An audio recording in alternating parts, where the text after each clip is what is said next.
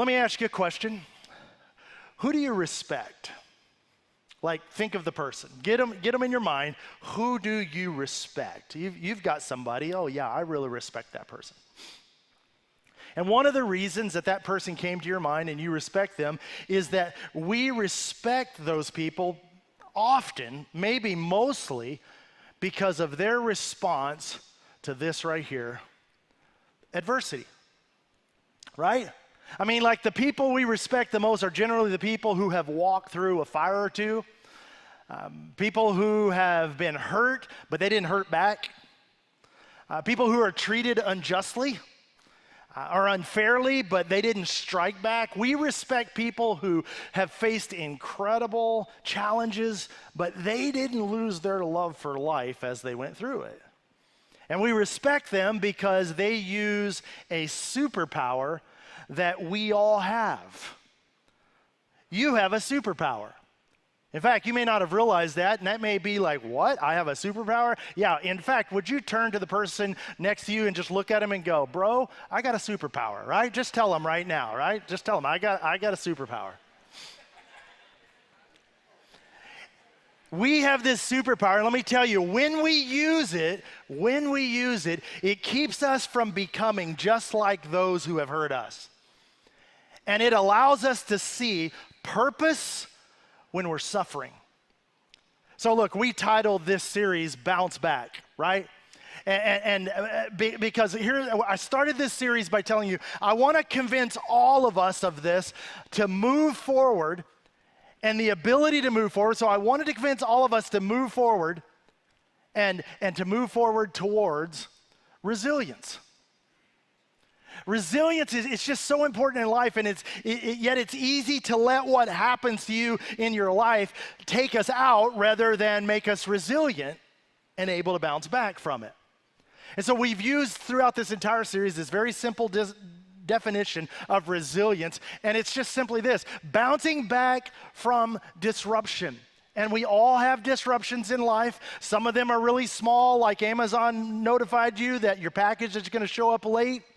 Or your barista only put 3 pumps of vanilla when you clearly said you wanted 4. You know, the smaller disruptions in life, or on to the bigger ones like you got a bad report from the doctor.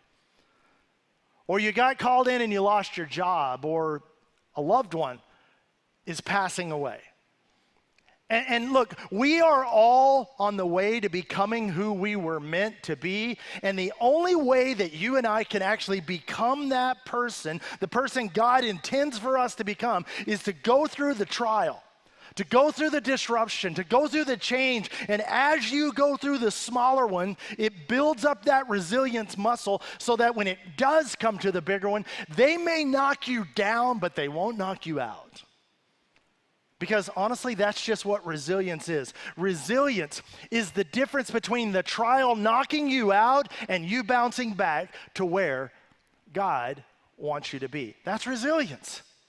And I think we could all agree that going through all of the pain of the trials and the disruptions and the changes and circumstances, we could all agree that going through that pain without any gain would absolutely just be a shame. And so as I mentioned, as you told your neighbor, we all have a superpower. We have this special ability to deal with anything that life throws at you. Do you know what that ability actually is? You and I have a respond ability. Your ability to respond, not react, but to respond rather than react, allows you to actually influence your own future. And you know this because we've all seen it. You've seen people go through the worst of circumstances, and instead of choosing a deliberate response, they reacted to what happened. And then months later, maybe years later, they are living out circumstances they didn't even choose. Because when we react, and this is kind of the point of today's message, when we simply react, we give up control of our lives. And ultimately, we give up control of our future. But an intentional response guarantees that that doesn't happen. But there's a catch. There's a reason why we miss this, and it's why I'm bringing it up.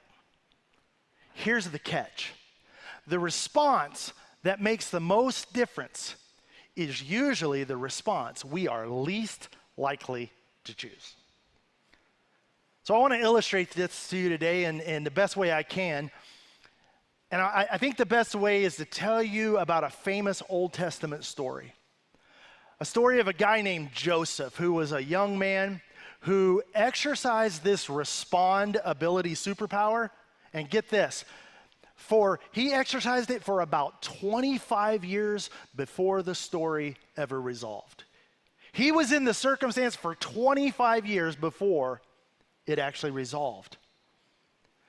His story illustrates the power of an intentional response. And just like us, Joseph didn't know what the end of his story was going to be, but throughout his circumstances, he chose the unusual response.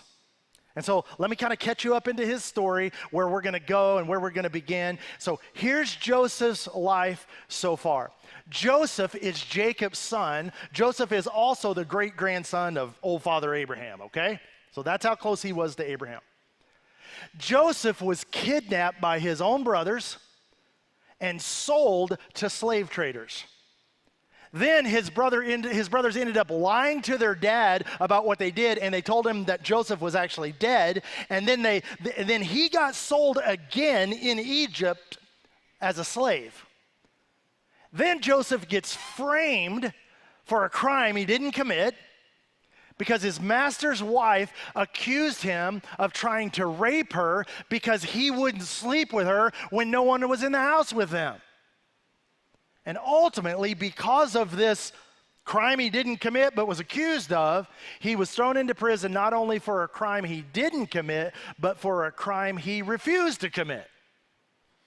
And yet, in spite of those, unbelievable circumstances, Joseph continued to respond, get this, as if God was actually with him through it all. Which brings me to the question I want to ask you today. How would someone in your circumstance respond if they were absolutely confident that God was with them in that circumstance? You know how people in your circumstances normally react, but how would someone in your situation, what you're going through right now, how would they respond if they were positive, if they were sure that God was with them as they were going forward? And so after the rape accusation, Joseph's master, Potiphar, puts him in prison, and now we're going to join the story there. So here's what happened. Joseph's master took him and put him in prison, the place where the king's prisoners were confined. Get this, but while Joseph was there in the prison, here it is again, the Lord was with him. The Lord was there with him. While he was being punished for something he wouldn't do, while he was being treated unjustly and unfairly, God was with Joseph. And these are the moments when we want to say to God, where are you? God, it doesn't feel like you're here right now with what we're going through. It doesn't seem like it. So where are you? And God says to us over and over, I am right there with you. And so while Joseph was in prison, the Lord was with him. Look, we've got it on the screen. Look at the end of this. God showed him, he was with him, and God showed him kindness and granted him favor. And let me just tell you, if it all stopped right there, it would all make sense. But it doesn't. He granted him favor in the eyes of the prison warden. And that's a problem for me, and I think it's a problem for us, because we think, wait a minute, if God is with you, you don't have a relationship with a prison warden, right? Because if God is with you, you're not in prison where that warden is. Don't you know there were times when Joseph must have thought, I wish God would just go be with someone else. I mean, if this is what it's like when God is with you, that I got to know a warden and be in this dungeon, I just wish God would go be with someone else for a while. How about if God went and was with my brothers who sold me into this for a while? What if God went to Potiphar's wife and just hung out with her for a while? Just go be with her for a while, because I kind of need a break from all of this God with me kind of stuff right now. And so months and years go by, and his story really isn't going anywhere at all, and Joseph certainly isn't going anywhere. And then what seems like a totally unrelated situation, Pharaoh's baker and Pharaoh's butler have a falling out with the Pharaoh. And Pharaoh puts them in the same prison there with Joseph. Now, I don't know about you, but when I read things like that, I go, doesn't that kind of sound like the start of a joke? Like a butler and a baker and a Jewish guy walk into a prison, right? I mean, doesn't that sound like that? But then the story, it takes this weird turn. Pharaoh's butler and baker, they have these really disturbing dreams on the same night. And in the morning, while they're eating breakfast, Joseph kind of notices that something's bothering both of these guys. And he says, guys, why do you look so sad today? What's going on? And you and I would say, well, let's begin with the fact we're in a dungeon, Joseph, all right? So I'm not going to be happy every morning at breakfast. But both of them say, hey, we had very disturbing, very realistic, you know, those kind of dreams you kind of snap out of because you're like, oh my gosh, it wasn't real. That kind of dream. And they're both convinced that their dream actually means something, but they have no idea how to interpret what that dream is. And so Joseph responds with this. He says, do not interpretations belong to God? Wait a minute. First of all, he's still believing and trusting in the middle of his crazy circumstances. He is still responding rather than reacting as if God is with him. And then he says this to the butler and the baker. He says, okay, guys, tell me your dreams. What were they? And so the butler went first. And he tells Joseph this elaborate dream. And Joseph smiles and says, bro, I got some good news for you. Here's what he says. Within 3 days, the Pharaoh will lift up your head and restore you to your position. And look, the butler has no idea whether or not Joseph is making this up, but he's certainly liking the positive outcome of this interpretation of his dream. And so Joseph says, hey, but let me tell you, when your dream comes true, because it's going to come true, and you're back out there and you're with the Pharaoh, would you remember me to the Pharaoh and get me out of this prison? And so Joseph looks at the baker and says, tell me about your dream. And the baker explains his dream in detail, and when he's finished, Joseph just shakes his head and says, ooh, that's a tough one. I can't help you. That's not what he said, but that's probably what he should have said. Because he looks at the baker and he tells the baker, here's what your dream means.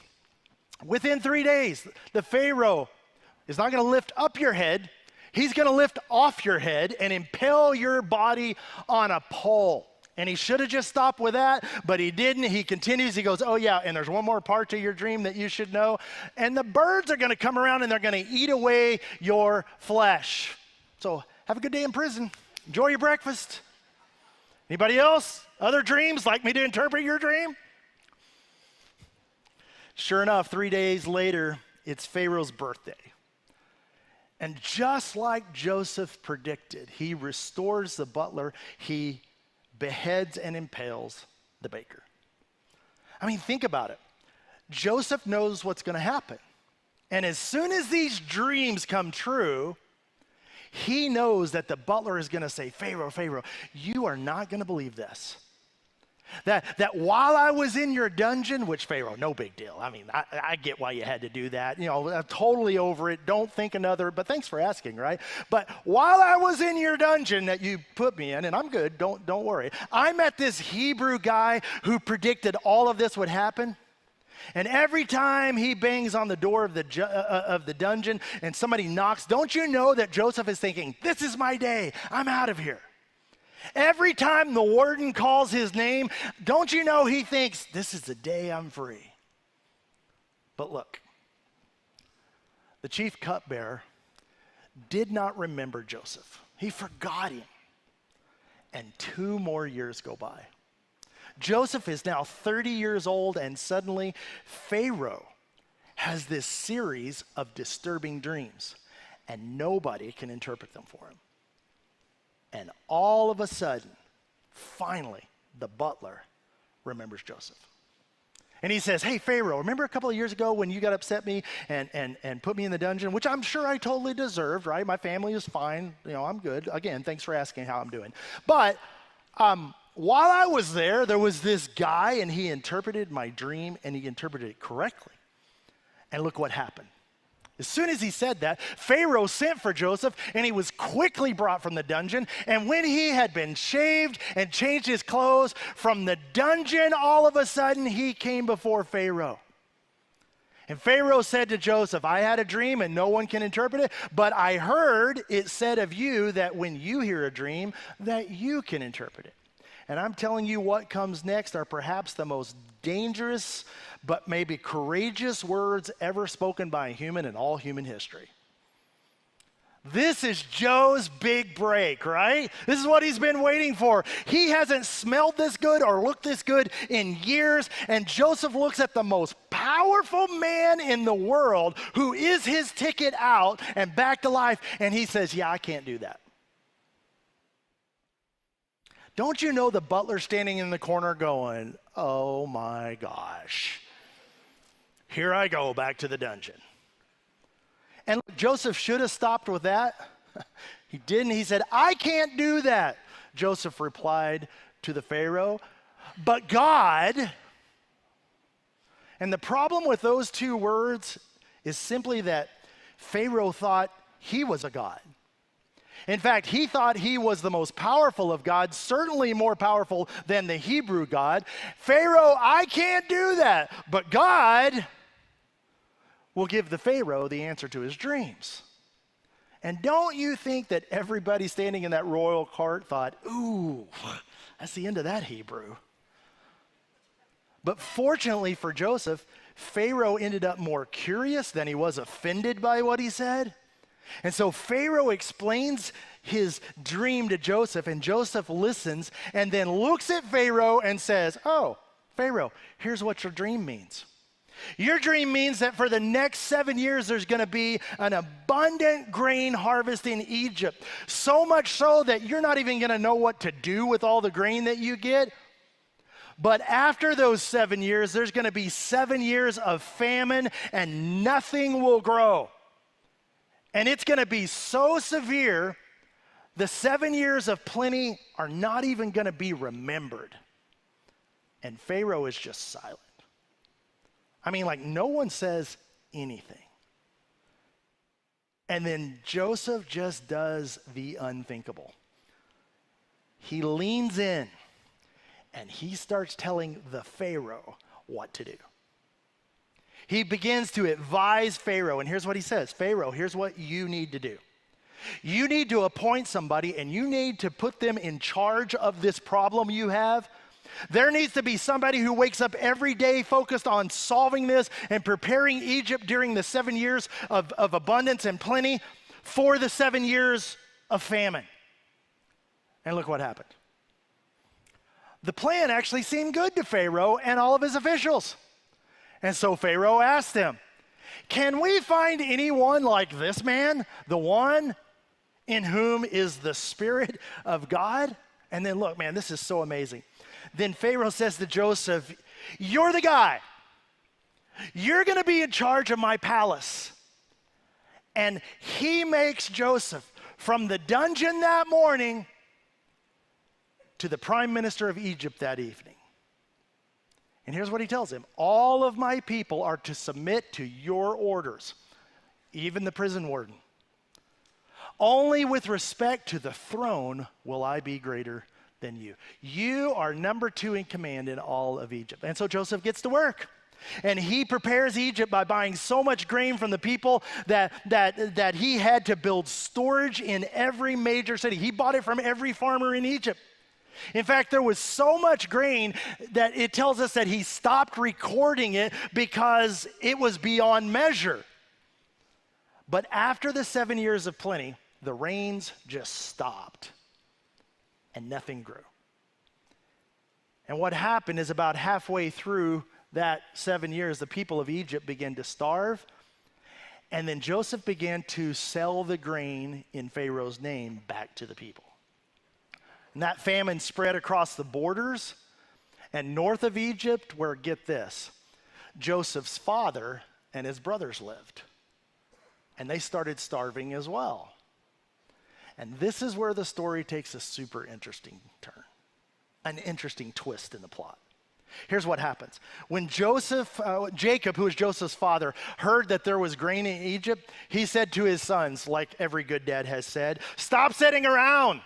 Get up and go do something. Get down, get off your rear ends and get down there to Egypt and buy us some grain. Get down there and do this so that we can live and not die." And if you know this story, there's so much drama because now the stage is set. Because the fortunes have reversed. Joseph is now 40 years old. His brothers haven't seen him since he was 17. And this is going to be the ultimate test of Joseph's superpower. The ultimate test of his willing to respond rather than react. And if we put ourselves in his position, we know exactly what we would probably do if we were Joseph. Joseph was the prime minister of Egypt. He was the person who controlled all the food. So look what happened. When Joseph's brothers arrive, they bow down to him with their faces to the ground. And as soon as Joseph saw his brothers, he recognized them. But he pretended to be Egyptian. Imagine that moment. He remembers the terror of his brothers tearing his clothes off and throwing him into an empty well. He remembers being in that pit and the fear of wondering, are they just going to leave me down here to die? Are they going to kill me themselves? He remembers as slave traders came by the humiliation of being sold by his brothers, and then later in Egypt, the humiliation of standing on an auctioning block and sold as a slave. He remembers that hopelessness he had in prison, that rejection of being forgotten by the butler. And in this moment in front of his brothers, Joseph does the most amazing thing. All of his 11 brothers are with them, and Joseph sends everybody else out of the room. And here are 11 dudes who are his brothers on their knees, and suddenly they are alone with the prime minister of Egypt, and they are so confused. And the story tells us that Joseph stared at each one of them. And then he announces, imagine this. He announces, "Guys, I'm your brother Joseph." And they look up from their faces being on the ground, and they see that 17-year-old face in the face of a 40-year-old man who looked and talked and walked like an Egyptian. You knew I had to say that at some point, right? And Joseph asked him a question. In their shock and awe, he says, "Is my father still alive?" Look at this. But his brothers were not able to answer him because they were terrified in his presence, because they knew. They knew what they would do. They knew what they did do when they were in the circumstance of power. They were terrified, but they didn't need to be, because Joseph says these most famous words to his brothers. He tells them, "Guys, you intended to harm me. But look what God did. He intended this for good.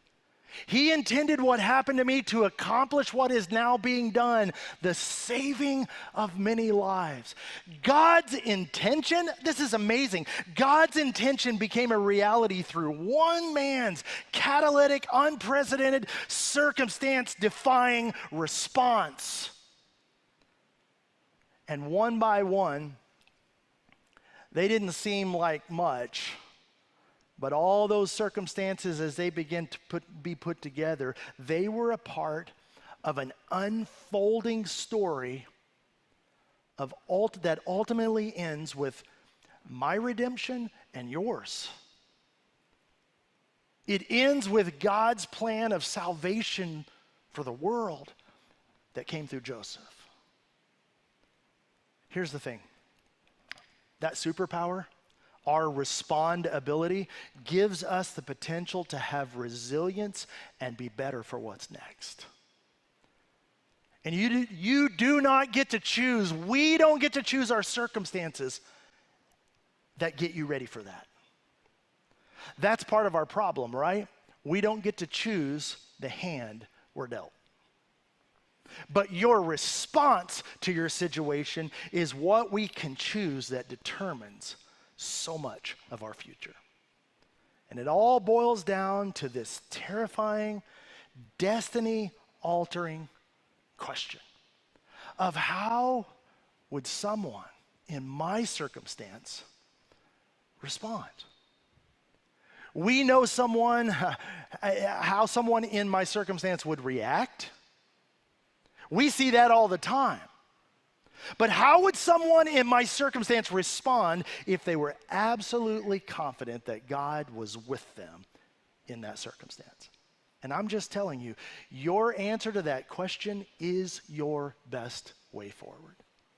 Your answer to that question is your invitation to exercise your superpower. And if you act on it, you will emerge from whatever it is you're facing today better. If you act on it, you will emerge from what you're facing today more prepared, more resilient, and able to bounce back. And let's just be honest about it. There are so many things around us to just react to today, isn't there? But let's face it, we are no better than our responses. But our responses have incredible, incredible potential to make us more resilient and to make the world a better place. How would someone in what your circumstance is today respond if they were confident that God was walking through that circumstance with them? If they were absolutely confident that there was more to their circumstances, more to your circumstance than what actually meets the eye. Your current circumstance is not the story. Your circumstance is simply a chapter in the story. And it's a chapter that God has chosen to be a part of your story. And that He is going to connect the dots of your responses to do something great for you and do something great through you. You have a superpower. You have a respond ability. Use it. And if you do, you'll build resilience. You'll be better for it. The people around you will be better for it. And who knows, perhaps the world will be better for it as well. So how would someone in your circumstance respond if they were absolutely confident that God was with them? Let me pray for us. Father, thank you for this incredible story. It's baffling to think that he responded the way that he did. But Father, would you help us to learn from history that it's possible? And Father, would you help us to look at our circumstance today? And God, even though that circumstance may have knocked us down, would you help us to remember every single moment you are with us? And that gives us the ability to bounce back.